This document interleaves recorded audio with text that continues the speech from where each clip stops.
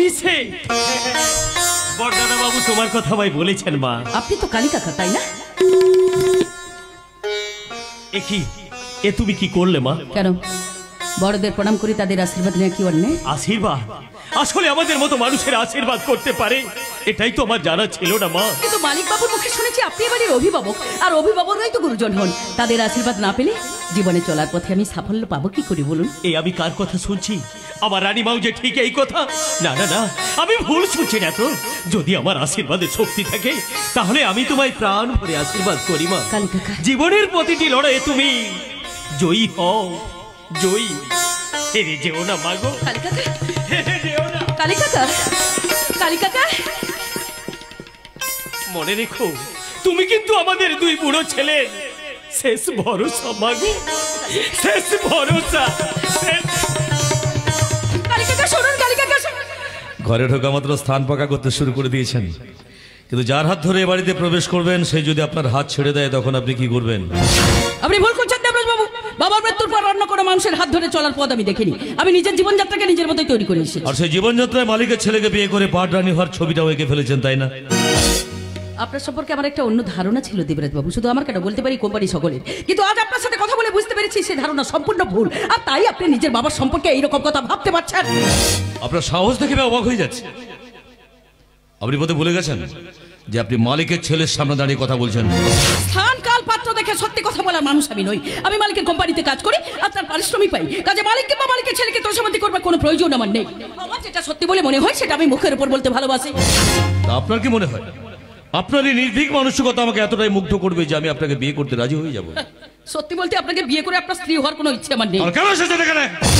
পিতা যন্ত্র রেখে তার ছেলের সামনে তুলে ধরতে, কারণ আমি জানি জীবনে এর থেকে ভালো সুযোগ আমি আর পাবো না। সুযোগের সদ্ব্যবহার করার অভ্যেসটা যে আপনার ভালোই রয়েছে সেটা আমার অনেক আগে জানা হয়ে গেছে। এবার বলুন কি সংলাপ তৈরি করে আমার বাবা আপনাকে আমার কাছে পাঠিয়েছে? সংলাপ উনি আমার মধ্যে তৈরি করেছেন তা আমি জানি না, কিন্তু ওনার মধ্যে যে যন্ত্রণার ছবি আমি দেখতে পেয়েছি ছেলে হয়ে আপনি তা পাচ্ছেন না, এটা দেখেই আমি অবাক হচ্ছি। আপনি আমাদের সম্পর্কে কি জানেন যে এত বড় বড় কথা বলছেন? তাহলে জেনে রাখুন আমার জীবন থেকে সবটা কেড়ে নেওয়ার পেছনে যার অবদান অনস্বীকার্য তিনি হলেন মিস্টার নিশিরাজ রায়।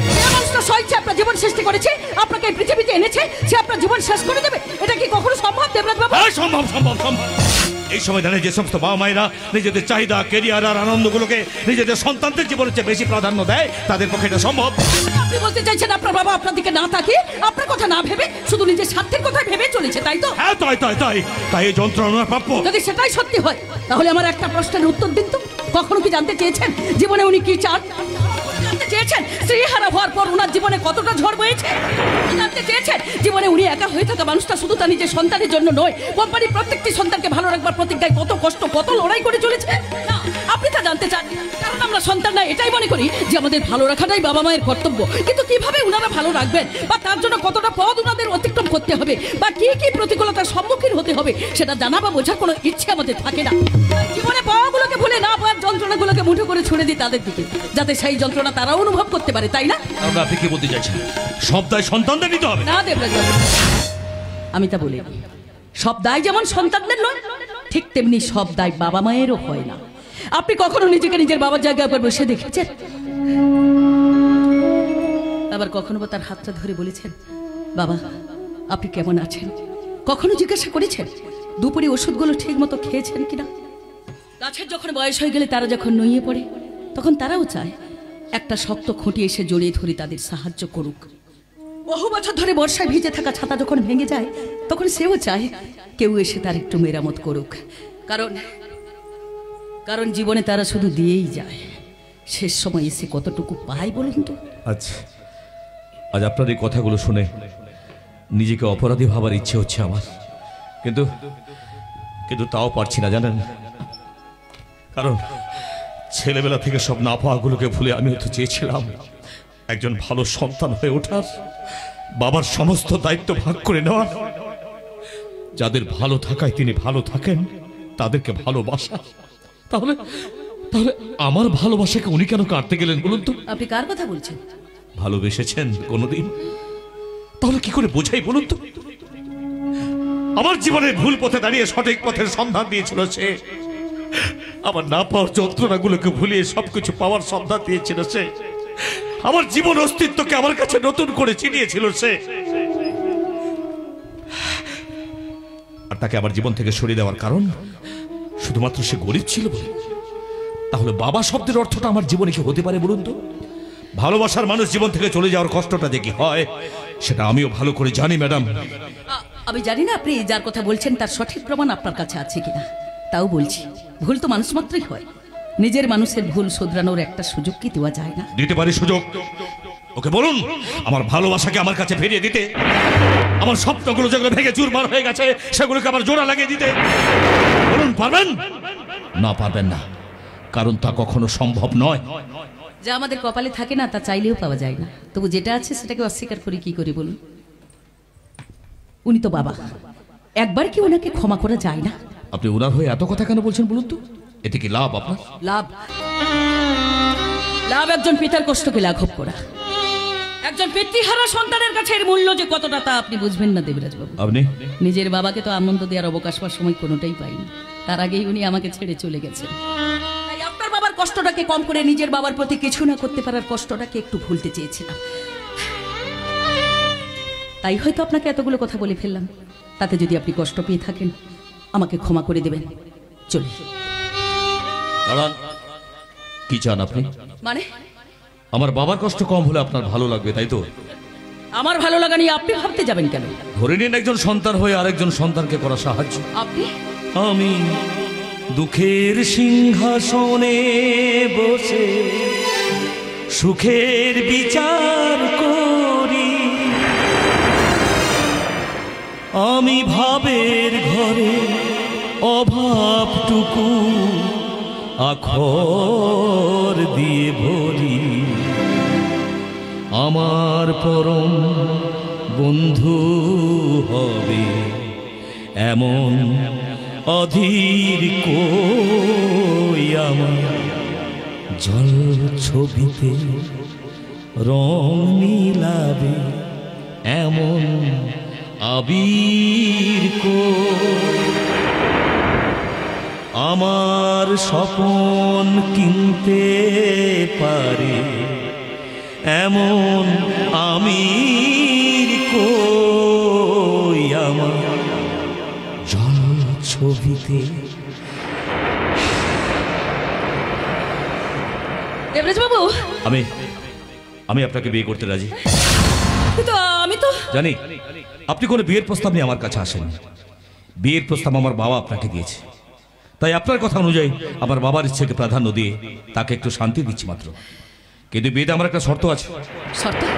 কি শর্ত? আপনি আমার স্ত্রী হলে সেটা শুধু খাতা কলমেই হবেন, কোন স্ত্রীর সম্মান আপনি আমার কাছ থেকে পাবেন না। আর বিয়েটা ততদিনই টিকে থাকবে যতদিন আমি চাইব। যেদিন আমি বিবাহ বিচ্ছেদ করতে চাইব সেদিন আপনি বিবাহ বিচ্ছেদের কাগজে সই করে দিতে বাধ্য থাকবেন।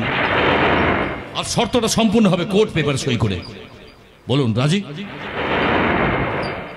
দেখুন আমি আপনাকে জোর করছি, আপনি চাইলে আমি রাজি। এতে যদি আপনার বাবা খুশি হন, একটু হলেও আনন্দ পান, আপনার এই শর্তে আমি রাজি। আমি আপনাকে কথা দিচ্ছি কোনোদিন আপনার থেকে স্ত্রীর সম্মান আমি চাইব না, কোনোদিন না। আপনি? আমি সুচি আসন টেনে টেনে বেড়াবো না বিধান মেনে, যে পথে ওই চরণ পড়ে তাহারি বক্ষে মাগে কলঙ্ক ভাগি। আমি তোমার প্রেমে হব সবার কলঙ্ক ভাগি। আমি সকল রাগে হব রাগে কলঙ্ক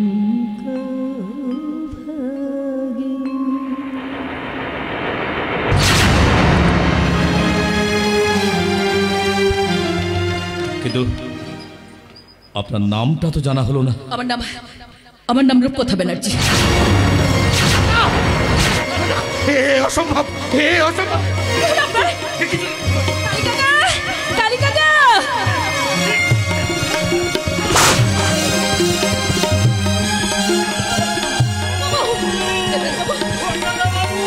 আচ্ছা কালী কাকা, ওনার হঠাৎ এমন করে কি হলো? আসলে দিদিমণি চলে যাওয়ার পর থেকে ছোট দাদা বাবুর এমনটাই হয়। ওই সময় একেবারে আটকে রাখা যায় না, একেবারে অমানুষের মতো হয়ে যায়। ডাক্তার কি বলেছেন? ডাক্তারবাবু বলেছেন যতদিন মানসিক চাপ থেকে বেরোতে পারবে না ততদিন এমনটাই হবে। আচ্ছা আচ্ছা, কি করি বলো তো মা? ওকে কি আমরা বাঁচাতে পারবো না? না না, কিচ্ছু হবে না, আমি কিচ্ছু হতে দেবো না। যেভাবে হোক ওনাকে সুস্থ করে তুলতেই হবে। আচ্ছা আচ্ছা, উনি যে ইঞ্জেকশনটা দিলেন ওটা কি ডাক্তারবাবু ওনাকে দিতে বলেছেন? তা তো আমি জানি না মা। আচ্ছা, কোন সময় ওনার এমন হয় বলুন তো? যখন দিদিমণির স্মৃতিগুলো ছোট দাদা বাবুর মনে আঘাত করে ঠিক সেই সময়। তাই তো আমরা এই বাড়িতে দিদিমণির নাম পর্যন্ত নিই না। কি নাম ছিল ওনার? দিদিমণির নাম ছিল রূপকথা।